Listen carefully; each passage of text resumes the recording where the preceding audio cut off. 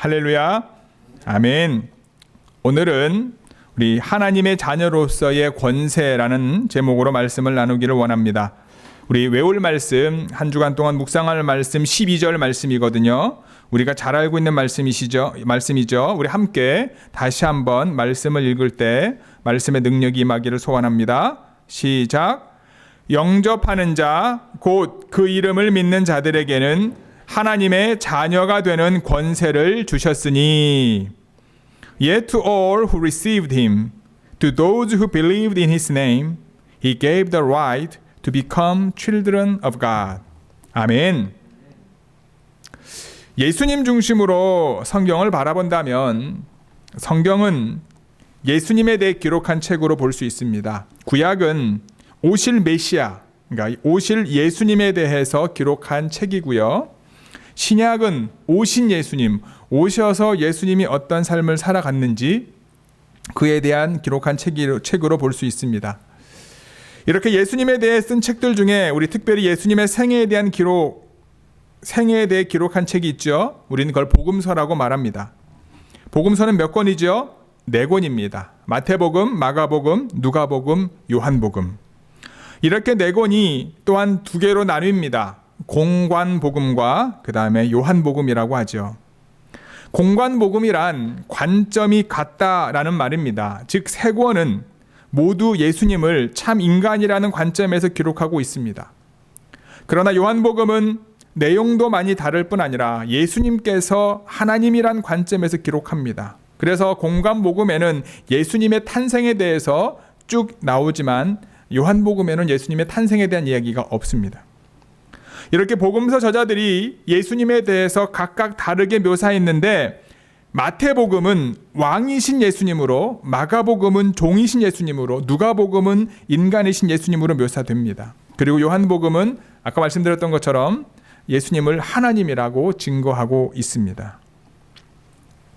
공관복음서에서는 예수님의 공생의 무대가 주로 갈릴리 지역, 예수님의 고향인 갈릴리 지역에서 나타나지만, 요한복음에서는 예수님께서 예루살렘 주변에서 주로 명절에 활동하신 것으로 나옵니다. 또한 공관복음서에는 예수님의 공생의 기간 동안 딱 한 번만 유월절이 있었던 것으로 기록되어 있는 반면에, 요한복음은 예수님께서 적어도 3번 이상 유월절을 보내신 것으로 보고 있습니다. 그래서 예수님의 공생의 기간을 우리 몇 년이라고 보죠? 3년이라고 보잖아요. 3년 이상으로 추정하는 근거가 바로 요한복음 때문입니다. 또한 공관복음서에 자주 나타나는 비유, 요한복음에는 없습니다. 그 대신에 요한복음은 예수님이 신성을 그대로 보여주는 우리가 잘 알고 있는 8가지 표적들을 소개하고 있습니다. 바로 이와 같은 이유들 때문에 요한복음을 공관복음서와는 다르게 제4의 복음서라고 부르는 것입니다. 교회에서 지키는 교회력, 예수님 중심으로 만들어졌습니다. 그래서 강림절부터 교회력이 시작됩니다. 강림절을 대림절 또는 대강절이라고 부르는 교단들도 있습니다. 절기를 부르는 명칭보다 그 의미가 더 중요하게 여길 겁니다. 4주간의 강림절기를 지냈습니다. 그리고 성탄절을 맞이했습니다. 성탄절을 지낸 후 지난 1월 6일이 주현절이었고, 주현절기가 시작되었습니다. 주현절은 사순절이 시작되는 성회 수요일 바로 전주일까지 지켜질 겁니다. 2021년 성회 수요일은요 2월 17일이더라고요. 따라서 주현절기 마지막 주일은 2월 14일입니다. 주현절은 교회력에서 성탄절보다 더 역사가 오래됐습니다. 기독교 초창기에는요 부활절 그리고 오순절과 더불어서 3대 절기 중에 하나가 바로 주현절이었습니다. 주현절은 영어로요 에피판이라고 합니다. 이 용어는 동방에서 유래했는데 그리스어인 에피파이에아라고 하는 라틴어로 마니페스티오, 그 다음에 아페아란세, 그 다음에 뭐죠? 아드벤투스. 영어로 또 우리가 알고 있는 말로 얘기하면 현현, manifestation, 그 다음에 출현, appearance, 그 다음에 강림, coming, 이러한 의미를 가지고 있는 것이 이 에피파니의 원어의 뜻입니다. 즉 주현절의 의미는 뭐냐? 나타났다라는 거예요. 그것은 빛이 어둠 속으로 스스로를 나타내고 하나님께서 예수님 자신에게 하나님 자신을 계시하시고 하나님의 영광이 예수님에게서 보인다라고 하는 뜻입니다. 카톨릭과 성공회에서는요, 주현 대신에 공현이라는 용어를 사용하기도 하고요, 동방정교회에서는 신현이라고 하는 용어를 사용하기도 합니다. 예수님의 신성이 공적으로 세상에 나타난 날을 의미하는 것이고 그것을 기억하고 기념하는 절기다라는 거예요. 그렇다면 여러분, 하나님과 함께 계셨고 하나님과 함께 천지를 창조하신 예수님께서 공적으로 세상에 나타나신 이유가 무엇입니까? 그것은 예수님을 영접하고 예수님의 이름을 믿는 사람들에게 하나님의 자녀가 되는 권세를 주시기 위해서다라는 거예요. 권세라고 번역된 말은요, 힘이라는 뜻이 아닙니다. 우리가 아까 영어로 읽었잖아요. 뭐였어요? right. 권리라는 뜻이에요. 권리. 우리가 하나님의 가족이 될 권리라고 하는 것은 없었지만, 또 얻을 수 있는 길도 없었지만, 놀랍게도 바로 이 귀중한 하나님의 자녀가 되는 권세, 권리가 우리에게 주어졌다라는 거예요. 전적인 하나님의 은혜로 우리에게 주어졌다라는 거예요. 우리의 노력의 대가가 아니라 하나님께서 저와 여러분들을 선택하셨음을 믿으시기를 주님의 이름으로 축복합니다. 이와 같이 우리가 하나님의 자녀가 되는 권세를 얻게 되면 첫 번째는요, 따라할까요? 우리는 영원한 생명을 얻게 된다. 1장 4절 같이 읽겠습니다. 시작. 그 안에 생명이 있었으니 이 생명은 사람들의 빛이라. In him was life, and that life was the light of man. 아멘. 여러분, 중국의 춘추전국 시대라고 하는 분열의 시기에 중국을 하나로 만든 사람이 있죠. 진나라 36대 왕이죠. 진시황입니다. 13살의 왕이 된 진시황은요, 이사를 제상으로 등용해가지고 강력한 부국 강병책을 추진합니다. 이 진시황은 7개의 큰 나라들이 각축을 벌이던 혼란을 종식시키고 기원전 221년 중국을 통일했습니다. 평화의 시대가 오자 진시황은 늙지 않고 죽지 않는 약을 찾고자 애썼습니다. 이것저것 몸에 좋다는 약을 찾아 먹으면서도 만족하지 못하던 그는 44살의 산둥성 출신 서복이라고 하는 사람을 만나게 됩니다. 이 서복은요, 바다 건너 신선이 사는 산에 불로불사의 약을 구해오겠다고 말합니다. 불로불사는 뭐예요? 늙지 않고 죽지 않는 약을 구해오겠다고 진시황한테 얘기하는 거예요. 이 말에 귀에 솔깃해서 진시황은요, 전폭적인 지원을 그 사람한테 합니다. 서복은 수많은 보물과 소년 소녀 3,000명을 데리고 배를 타고 떠났습니다. 근데 돌아왔다는 기록이 없습니다. 이 서복이 제주도 서귀포에 도착했다는 설도 있고요, 거제도 해금강에 들렸다는 설도 있습니다. 일본 학자들은 규수남단 미야자키 현에 다다랐다고 말하기도 합니다. 신비의 약을 바라던 진시황, 효험 있다는 약을 먹어도 신통치 않자 이런 법을 만듭니다. 자신을 속이는 자는 사형에 처한다. 약을 좋아한 진시황이 약물 집착은 결국 수은 중독으로 막을 내리게 됩니다. 수은이 불로불사의 약인 줄 알았는데 역으로 자신의 생명을 빼앗아가 버린 겁니다. 결국 그의 나이 50살에 50살에 전국 순행을 하고 돌아오는 길에 쓰러져 죽게 됩니다. 인간의 힘으로 영원한 생명을 얻을 수 없습니다. 요한복음 1장 4절에서 사용된 생명으로 번역된 헬라어 조에라고 하는 단어는요, 영원한이라고 하는 형용사와 주로 같이 사용됩니다. 즉 영생이라고 하는 용어로 자주 등장하는 거예요. 요한은 단지 조회라고 하는 단어로서 영원한 생명을 묘사할 때도 많이 썼습니다. 요한복음 1장 4절이 바로 그러한 경우인데요, 요한은 생명이 바로 말씀이신 그리스도 안에 존재하고 있음을 말하고 있습니다. 그리고 그리스도 안에 존재하고 있는 생명이 영원한 생명임을 명확하게 제시하고 있는 거예요. 따라서 그리스도를 주로 믿고 영접하는 성도들에게는요, 영생이 부여되는 겁니다. 진시황처럼 어느 누구도 여러분 영원한 생명을 거부하는 사람이 있을까요? 없을까요? 아마 없을 겁니다. 오히려 수단과 방법을 가리지 않고 영원히 살기 위해 애를 쓰는 사람들이 더 많죠.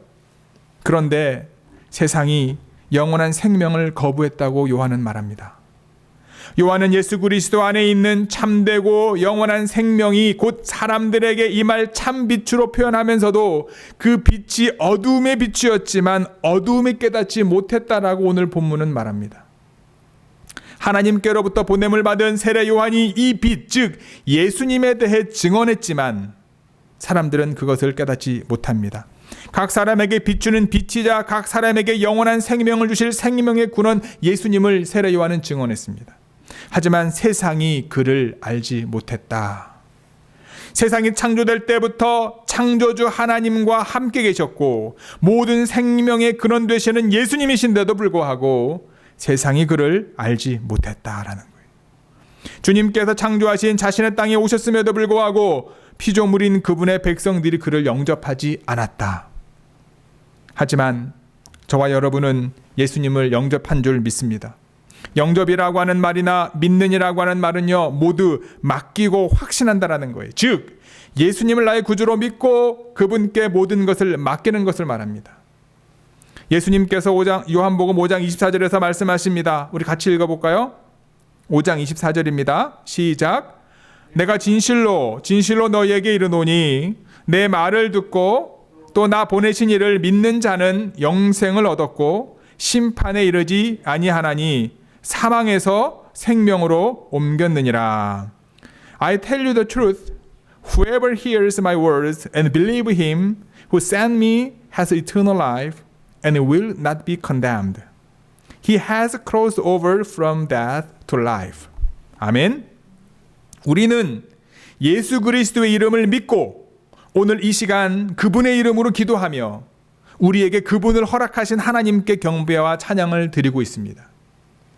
다른 사람이 하나님의 자녀가 아니라 바로 여러분 한 사람 한 사람이 하나님의 자녀임을 믿으시기 바랍니다.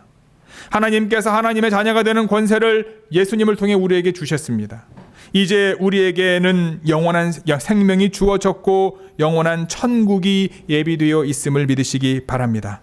좋은 교회 성도 여러분, 죽음에 대한 모든 두려움을 주님께 드리시고 결코 이룰 수 없는 이 땅에서의 영원한 삶을 소망하는 어리석은 사람이 되지 마시고 영원한 천국을 바라보며 영원한 생명을 소유한 하나님의 자녀로서 2021년을 살아갈 수 있게 되길 주님의 이름으로 축복합니다. 하나님의 자녀가 되는 권세를 얻게 되면 두 번째입니다. 따라할까요? 하나님께로부터 난 자들임을 알게 된다. 우리 13절 같이 읽어볼까요? 13절 시작. 이는 혈통으로나 육정으로나 사람의 뜻으로 나지 아니하고 오직 하나님께로부터 난 자들이니라. Children born not of natural descent, nor of human decision, or a husband's will, but born of God. 아멘. 13절은요, 하나님의 자녀의 출생의 근원을 드러냅니다. 먼저 본문에서는요, 부정사를 사용해서 중생에 이를 수 없는 부정적인 세 가지 요소를 나열합니다. 그것은 혈통과 육정과 사람의 뜻입니다. 첫 번째 혈통은요, 피나 혈연을 의미합니다. 이것은 육체적인 혈연관계를 의미합니다. 혈연관계가 구원과 무관하다는 거예요. 사실은 세례 요한과 예수님께서 아브라함의 자손이라고 자부했던 유대인들을 책망하실 때 잘 드러납니다. 내가 구원받았기 때문에 내 아들을, 내 자녀는 당연히 구원받는다? 아니다라는 거예요. 둘째로 육정이란 육체적인 욕망을 의미합니다. 1차적으로는 성욕을 비롯한 인간의 육체적인 쾌락을 추구하는 것을 가리키고요. 더 나아가서 2차적으로는 성령의 뜻에 거슬리는 모든 육체적 욕구나 세상적 정욕을 포함합니다. 저자 요한은 타락한 세상을 어두움으로 정의했듯이 빛이 없는 어두움 속에 처한 인간의 육체적 욕구와 이로 인해 가치 체계로서는 구원이 불가능하다라는 거죠. 사회적 명망이나 권력이나 부로는 구원을 얻을 수 없다라는 거죠. 그리고 세 번째는 무엇입니까? 사람의 뜻이란 절대자에게 도달하고자 하는 인간의 이성적인 노력이나 수양, 율법 준수와 같은 열정과 열심을 나타냅니다. 이러한 태도는요, 앞에 두 가지보다는 좀 더 고상할지 모르지만 이것 또한 역시 구원외로 내가 하나님으로부터 났음을 깨닫지 못한다는 거예요. 따라서 위에 열거한 세 가지 조건은 하나님의 자녀가 되는데 전혀 상관이 없습니다. 왜냐하면 이러한 것들은 타락한 세상에서 비롯된 인본주의적인 구원의 욕구이기 때문에 그렇습니다. 결국 사도 요한은 인간 스스로의 구원의 길이 근본적으로 막혀 있음을 분명하게 보여줍니다. 그리고 죄악된 인간이 인간을 인도한다는 것은 소경이 소경을 인도하는 것과 같고 그 인도자는 도둑이며 사꾼 목자일 수밖에 없다라는 거예요. 나니아 연대기 여러분 잘 아시죠? 이 유명한 책을 쓴 C.S. 루이스는 영국의 지성인이었는데 캠브리지 대학 교수였습니다. 그가 회심하고 난 다음에 위대한 크리스찬 학자가 되었는데 그가 남긴 유명한 말이 있어요. 유명한 이야기가 있습니다. 이제 당신 스스로 선택해야 합니다. 예수님이 과거와 현재의 하나님의 아들이라고 믿든지 아니면 미친 사람이나 그보다 더 상태가 안 좋은 어떤 존재로 보든지 둘 중에 하나입니다. 예수님을 바라보는 관점이. 여러분은 그를 바보라고 몰아붙일 수도 있습니다. 그를 귀신 들렸다라고 말하면서 그에게 침을 뱉을 수도 있고 돌을 던질 수도 있습니다. 그러나 그렇게 못하겠다면 그의 발 앞에 엎드려 주님이야말로 나의 하나님입니다 라고 고백해야 합니다. 위대한 스승인이 성인 중에 하나니 하는 허튼 생각에 빠져서 그분에게 어울리지도 않는 말을 붙여서는 안 된다는 말입니다. C.S. 루이스가 한 말입니다. 예수님은 육신을 입고 오셔서 죄인들 가운데 거하셨지만 그분은 하나님이십니다. 예수님께서는 태초부터 계신 하나님이시고 천지를 창조하신 하나님이시고 생명의 근원 되신 하나님이십니다. 그분을 영접한 저와 여러분들이 하나님의 자녀가 될 수 있는 겁니다. 하나님의 자녀는 바로 하나님께로 난 자들입니다.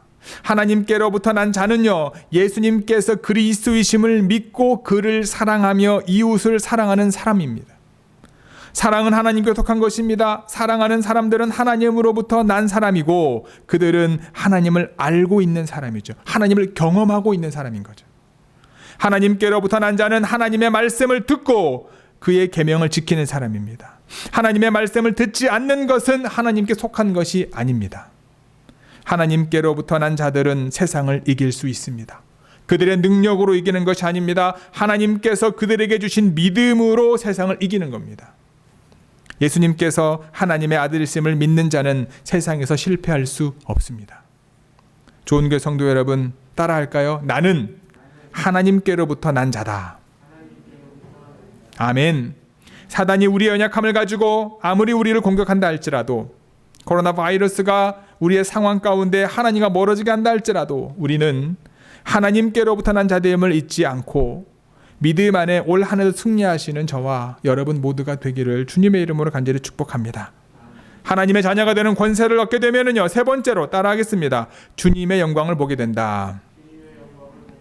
14절 같이 읽겠습니다. 시작. 말씀이 육신이 되어 우리 가운데 거하심에 우리가 그의 영광을 보니 아버지의 독생자의 영광이요 은혜와 진리가 충만하더라.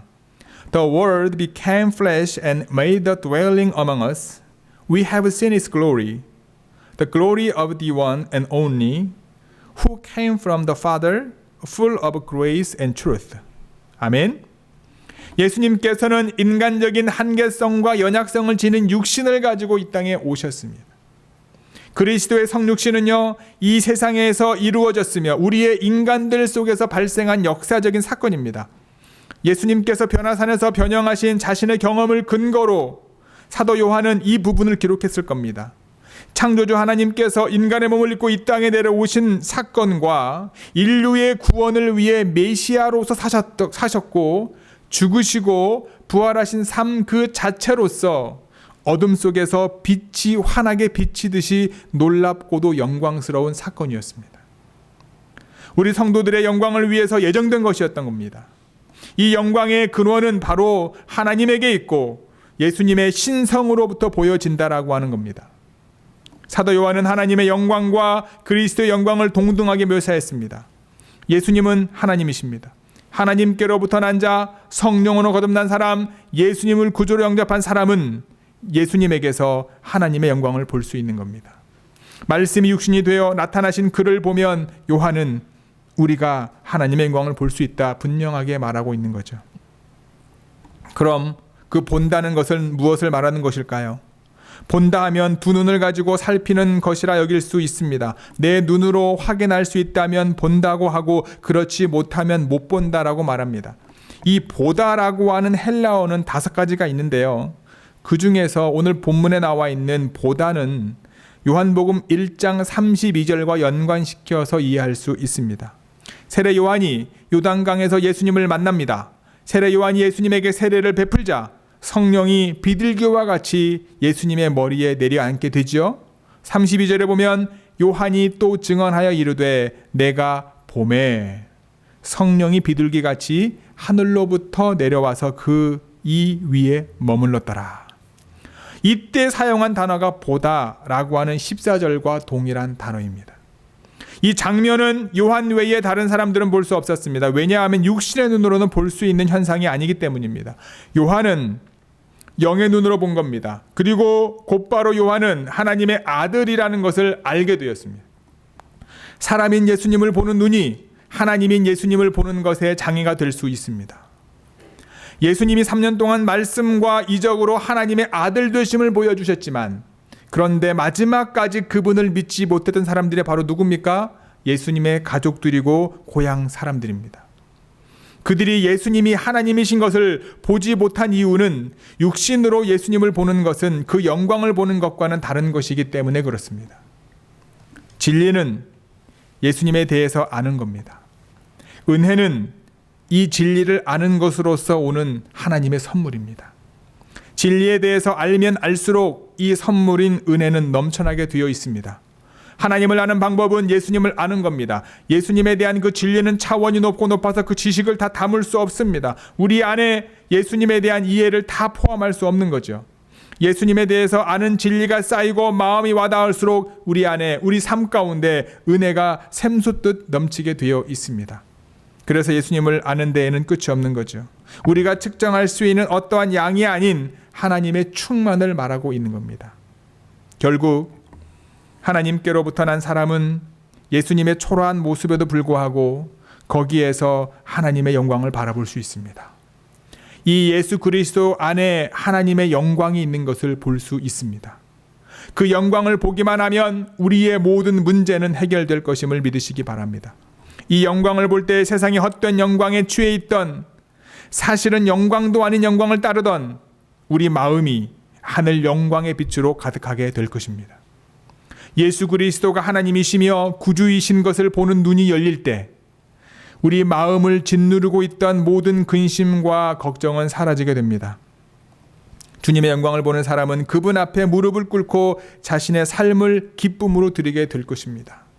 주님의 영광을 보는 사람은 자신의 직업이나 사업이나 가정이나 주님의 것이라고 모든 것이 주님의 것임을 고백할 수 있을 것입니다.